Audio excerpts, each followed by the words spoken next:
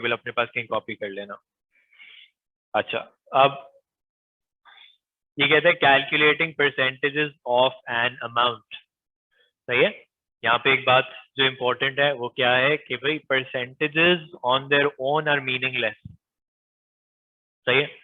मैं कहूँ 80% तो कुछ नहीं समझ आता मुझे, लेकिन मैं कहूँ 80% ऑफ मार्क्स तो मुझे पता चलता है कि मेरे टोटल मार्क्स में से 80% मार्क्स आए।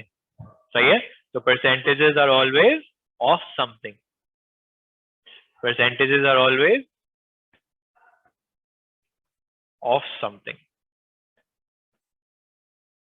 कि यहाँ पे लिखा है 50% ऑफ 136। सही है। तो मैं इसको दो तरीकों से कर सकता हूँ। पहली बात तो ये है कि 50% मल्टीप्लाइड बाय 136 है ना। अब मैं ये कर सकता हूँ, मैं यहाँ पे लिखूँ 50 डिवाइड बाय 100, क्योंकि परसेंटेज का मतलब ये होता है।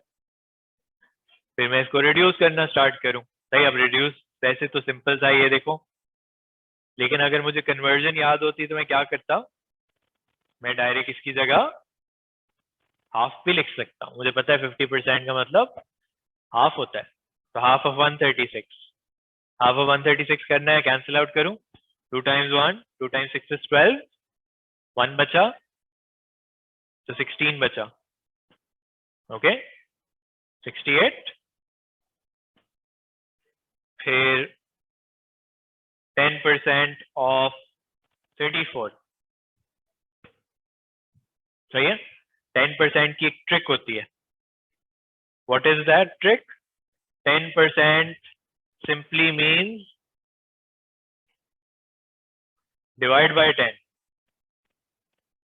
मैं पूछूं 34 डिवाइड बाय 10 क्या होता है? 10, 100, 1000 इनसे डिवाइड करते हैं तो क्या करते हैं, डेसिमल को पीछे ले जाते हैं ना। 34 डिवाइड बाय 10 क्या हो जाएगा? 34 डिवाइड बाय 10 हो जाएगा 3.4। एक डेसिमल पीछे चला गया बस।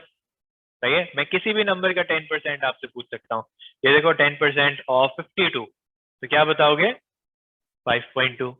10% ऑफ 1 2 3 4 5 तो आप कहोगे 1 2 3 4.5। एक डेसिमल पीछे बस। मैं कहूँ 10% ऑफ 25.9 तो क्या हो जाएगा? 2.59। तो 10% निकालना बड़ी इंपॉर्टेंट सी ट्रिक होती है, ये आगे यूज भी होगी। ओके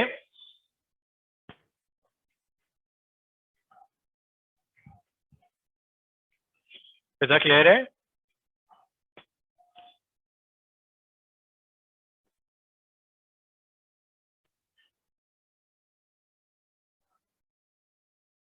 मैंने कुछ लिखा है, मैं कहूँगा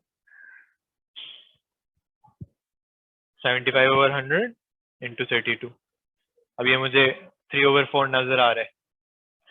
32 3/4 ऑफ 32 मैंने कहा 4 टाइम्स 1 4 टाइम्स 8 24। 8 times 3 is 24। सही है।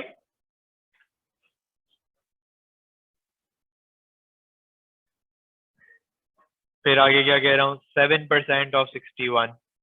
7% तो मैंने कभी नहीं देखा, तो चलो कोई बात नहीं, मैंने इस तरह लिख लिया।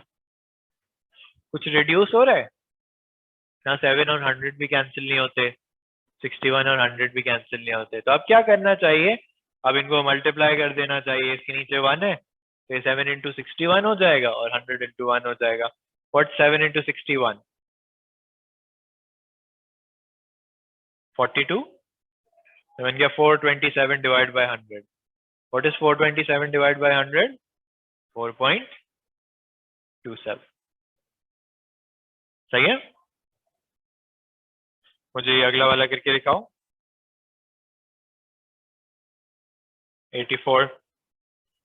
सही है फिजा?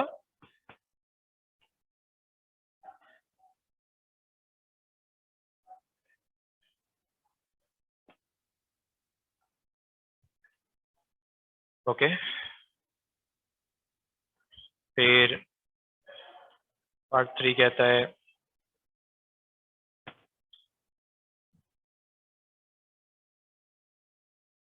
12% ऑफ 700, तो ये भी इजी है।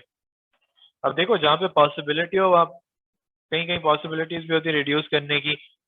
12 और 100 भी रिड्यूस हो रहा था, लेकिन उसको 100 रखना ज्यादा फायदा था मेरे लिए, तो मैंने उसको 100 ही रहने दिया, तो 84 आ गया। ये भी 84 ही आ रहा है।